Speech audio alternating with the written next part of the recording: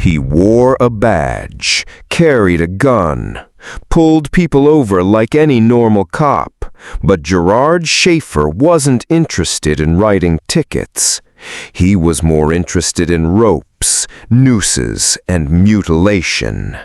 Behind his uniform was a monster, a man who tied young girls to trees, forced them to stand on roots like makeshift gallows, and left them dangling, alive, barely. Some called him the killer cop, others the hangman or the butcher of Blind Creek. But his victims knew him by a more terrifying name, the last man they would ever trust. This is the story of a lawman turned predator, how he deceived, tortured, and butchered innocent girls while hiding in plain sight. And if you think justice came swiftly, think again.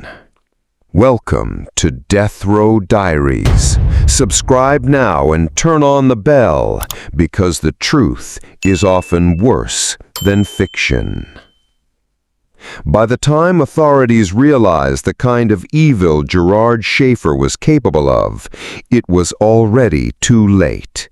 Several teenage girls had vanished. Some were found dismembered, others never found at all. But the most horrifying detail? Schaefer had sworn an oath to serve and protect. He was a sheriff's deputy, a man trusted to uphold the law. Behind closed doors, he was a sadist, a sexual predator, a man with such violent, deviant fantasies that even veteran prosecutors later said they had never encountered anyone like him. The media dubbed him the killer cop, but that nickname barely scratched the surface. In truth, Schaefer was more like a real-life Jekyll and Hyde, outwardly calm, meticulous, even helpful. But his twisted imagination knew no boundaries. At the crime scenes, Schaefer's signature was unmistakable. Girls bound with intricate knots, nooses tied to trees, victims forced to stand on unstable roots, knowing the slightest misstep meant slow strangulation. This wasn't rage, it was performance art for a man obsessed with power, humiliation, and control.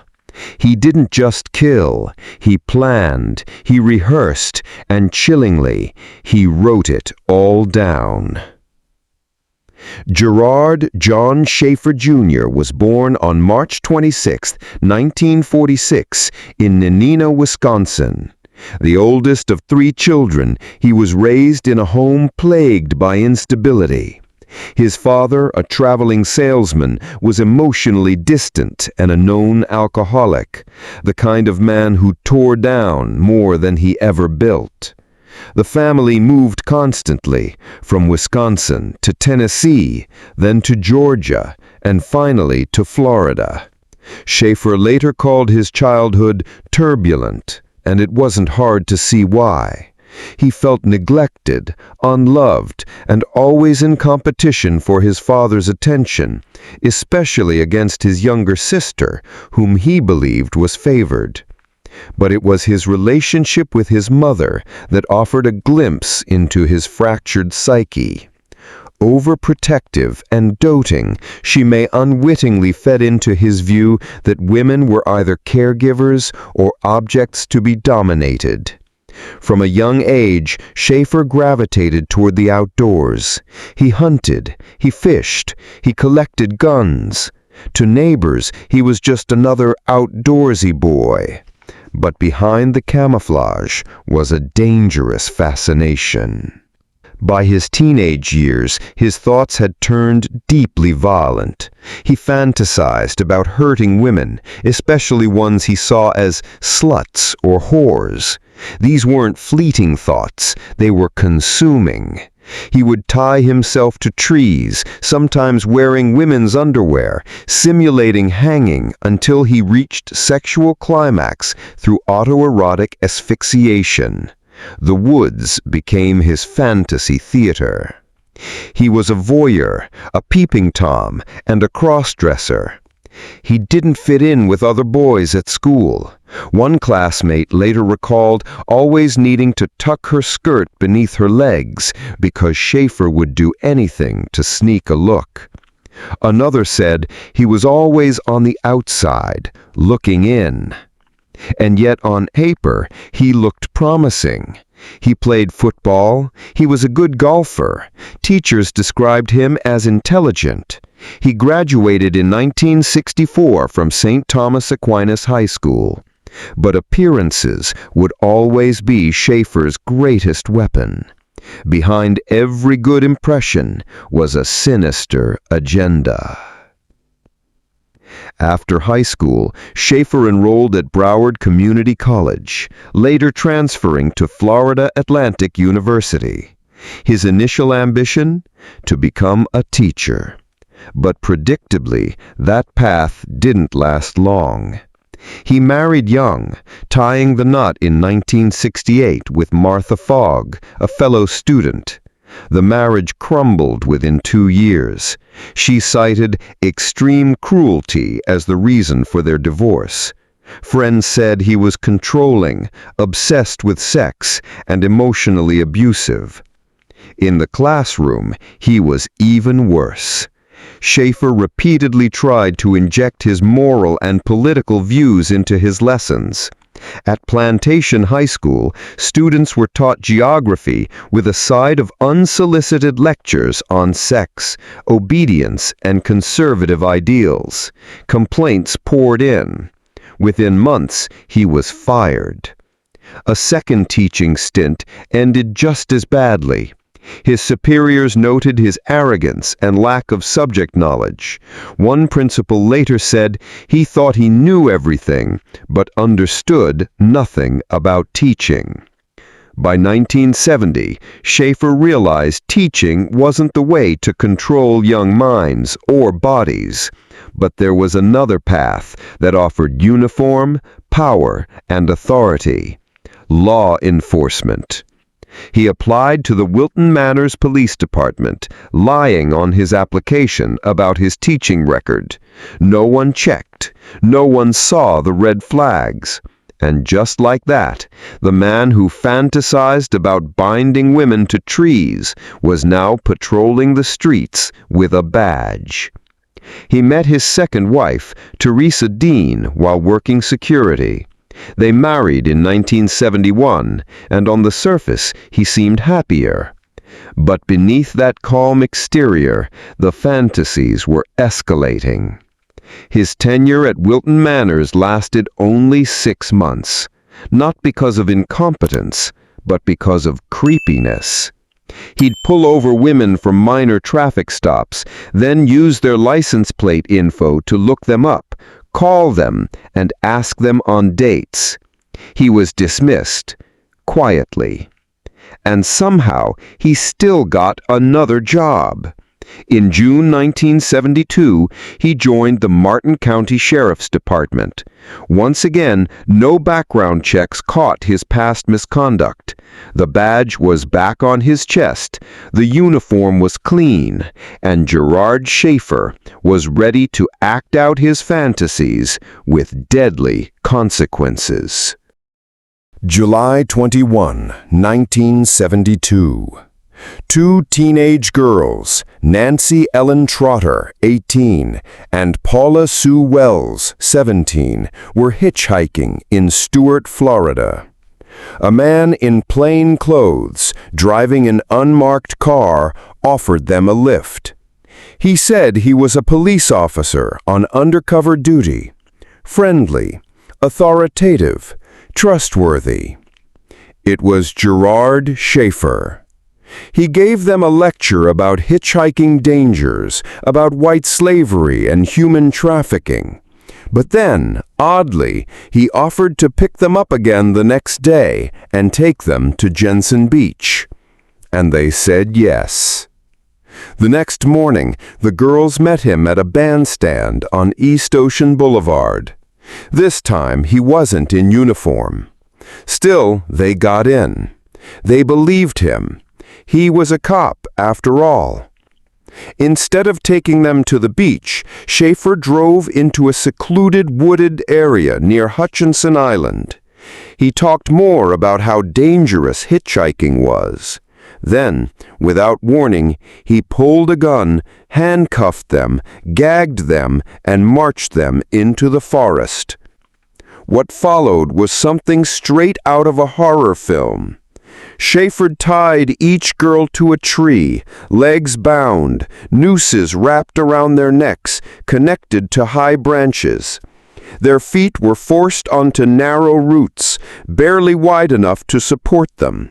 They had to balance or hang. It was a cruel game of endurance, with death as the punishment for failure. He told them he was going to sell them, that they would be raped, that they would die. But then, something unexpected happened. His police radio went off. An urgent call demanded he return to the station. Schaefer panicked. He told the girls not to move, warned them not to run, and drove off, fully intending to return and finish the job. But Nancy and Paula weren't going to die quietly. For nearly 2 hours they struggled against their restraints. Carefully, slowly, using every bit of strength and focus, they wriggled their hands free, loosened the gags with their teeth, and began crawling toward freedom. At any moment, a misstep could have led to strangulation, but by some miracle, they made it. A truck driver spotted Paula first, staggering out of the woods. Nancy was found swimming across the Indian River, partially gagged, with her wrists still tied behind her back. She was trying to survive, and she did. They were taken to the police station, and when asked who had done this to them, the answer was chilling. Deputy Gerard Schaefer. He didn't deny it.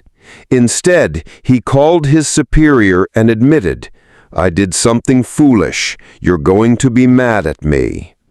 He claimed he was just teaching them a lesson about hitchhiking, but no one was buying that story. He was arrested and charged with false imprisonment and aggravated assault. And yet, even after all that, Schaefer was granted bail. He paid $15,000 and walked out of jail. Back into the world, back into the darkness. And that decision would soon lead to murder. Just 2 months after Nancy and Paula escaped from Schaefer's twisted noose setup in the woods, 2 other teenage girls weren't so lucky. September 27, 1972. Susan Place, 17, and Georgia Jessup, 16, left Susan's home in Fort Lauderdale with a man they called Jerry Shepherd. He was clean-cut, charming, said he'd take them to the beach to play guitar. Susan's mother thought something was off, so she took down the man's license plate, just in case. It was the last time she saw her daughter alive. What no one knew then was that Jerry Shepherd was an alias. Behind that name, Gerard Schaefer, out on bail for the abduction and torture of 2 other teens. For weeks, the girls were just missing persons, then cold cases. That is, until April 1, 1973, when a father and son scavenging for aluminum cans stumbled upon something horrifying in Oak Hammock Park, Port St. Lucie. A shallow grave, bones, a tree with deep scratch marks and bloodied bark. The bodies were dismembered, decapitated, and bound with rope. One girl's jeans still clung to her decomposed hips, decorated with a familiar Roadrunner emblem. Nearby lay the rest of their clothes, torn and decayed. Tree limbs had impressions consistent with nooses. An orange crate sat beneath the hanging branch, used to elevate one victim before letting her drop. Forensic tests confirmed it. Susan Place and Georgia Jessup had been murdered with brutality and calculation. Susan had been shot in the jaw with a .22 caliber pistol. Both girls had spinal cords severed and bones hacked through with a machete or knife. Even more disturbing, tree roots near the grave had knife gouges containing fibers from their clothing, meaning they were likely tied to the tree roots before death. The killer hadn't just killed, he'd staged and tortured. And carved into a nearby tree, the initials G.J. The scene was a sadist's playground, but for detectives, it was a smoking gun and the beginning of Schaefer's unraveling. Investigators wasted no time. With enough circumstantial evidence and the resurfaced tip about Jerry Shepard, they obtained search warrants for Schaefer's mother's home in Fort Lauderdale and his own house in Stewart. What they found was straight out of a serial killer's horror vault. Inside a locked bedroom were over 300 pages of handwritten torture stories, complete with crude sketches, each one more graphic than the last. Women kidnapped, raped, tortured, hanged, some forced to drink alcohol so they'd wet themselves before death. Many were described as sluts and harlots. All of it was sexually charged. All of it was personal. And some names were real. One story eerily detailed a girl in a black chiffon dress, exactly what a missing woman named Carmen Halleck was last seen wearing. Another referenced girls named Belinda and Carmen, both also missing. The stories weren't fiction, they were confessions in disguise. In the same room, investigators found a gold jewelry box filled with IDs, passports, and keepsakes from numerous missing girls. A driver's license belonging to Barbara Wilcox. A passport belonging to Colette Goodenough. Teeth and bone fragments from at least 8 unidentified individuals. 37 Polaroid photos of women hanging from trees, mutilated or restrained.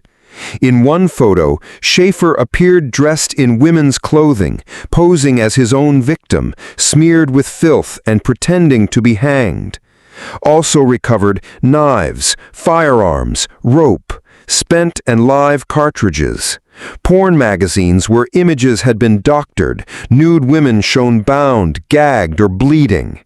Letters from a man in Australia that included graphic images of mutilated women following what was described as a massacre. This wasn't just a hobby. This was a shrine. And it confirmed the worst. Schaefer didn't just fantasize, he relived his crimes over and over. By May 1973, detectives had enough to connect Schaefer to 9 murders. A Florida newspaper even published a list of 28 suspected victims. Some later confirmed, others still missing. On May 18, he was officially charged with the murders of Susan Place and Georgia Jessup. Before trial, Schaefer was evaluated by multiple psychiatrists. The diagnosis? Paranoia, sexual deviance, narcissism. But he was still deemed mentally competent to stand trial. September 17, 1973, the trial began. The prosecution held nothing back. They called Susan and Georgia's parents, who identified Schaefer as the man who took their daughters. Introduced the photos, writings, and artifacts from his home. Called Nancy Trotter and Paula Wells, the survivors from the earlier Forest abduction, to the stand. They described the exact same method of torture the murdered girls had suffered. The defense tried to argue that the remains weren't buried until after Schaefer was in jail, that there was no direct evidence, but that wasn't enough. After 5 hours of deliberation, the jury returned a verdict. Guilty on both counts of first-degree murder. Schaefer was sentenced to 2 life sentences. And somehow, even behind bars, he got worse. From prison, Schaefer continued to write. He branded his work killer fiction, but it was anything but fictional. In one letter to his former high school girlfriend, now true crime author Sandra London, he wrote about Susan and Georgia in chilling detail. Doing doubles is more difficult than doing singles, but you get twice the fun. There can be lively debates over who dies first. He called teenage girls bimbalinas. He described skinning them alive, dismembering them, keeping bones as trophies. And publicly, he still claimed innocence, filed lawsuits against authors who called him a serial killer, sued one author for $500,000 for calling him a doughy wimp. But Schaefer wasn't done making enemies. In prison, he earned a new title, Snitch. He exposed a pedophile porn ring behind bars. He ratted out cellmates. And in prison, that's a death sentence in itself. On December 3, 1995, a corrections officer was approached by a fellow inmate. "Check cell 14, the inmate said. Inside was Gerard Schaefer's mutilated body. He had been stabbed over 40 times in the face, neck, and torso. His throat was slashed, one eye destroyed, ribs broken, and his blood pooled across the concrete floor. His killer? A fellow inmate named Vincent Rivera, already serving time for a double homicide. Officials claimed the murder happened over something petty, a fight over hot water, but no one bought that. Schaefer was a snitch, a predator, and a man whose death was long overdue. And in a final twist of irony, the man who had taken so many lives, often brutally and slowly, had his own life ended in a bloody, explosive rage. Justice, some would say, finally arrived, just not in court. Even after his death, questions linger.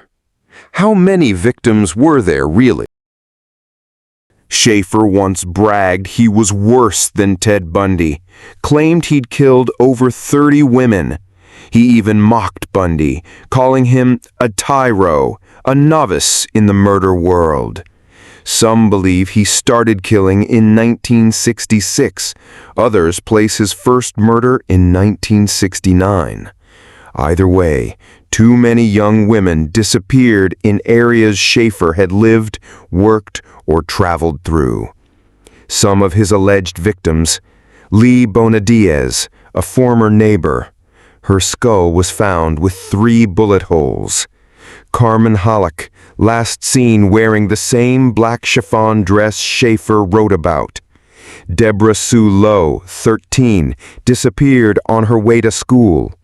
Mary Alice Briscolina and Elsie Farmer, 14 and 13, their mutilated bodies found with signs of extreme struggle. And even 2 little girls, aged 9 and 8, Peggy Ron and Wendy Stevenson, whom he claimed to have cannibalized in a private letter. While some names were confirmed, others were lost in a web of fiction, fantasy, and horror. Schaefer never gave full confessions. He toyed with everyone until the end. Gerard Schaefer wasn't just a killer.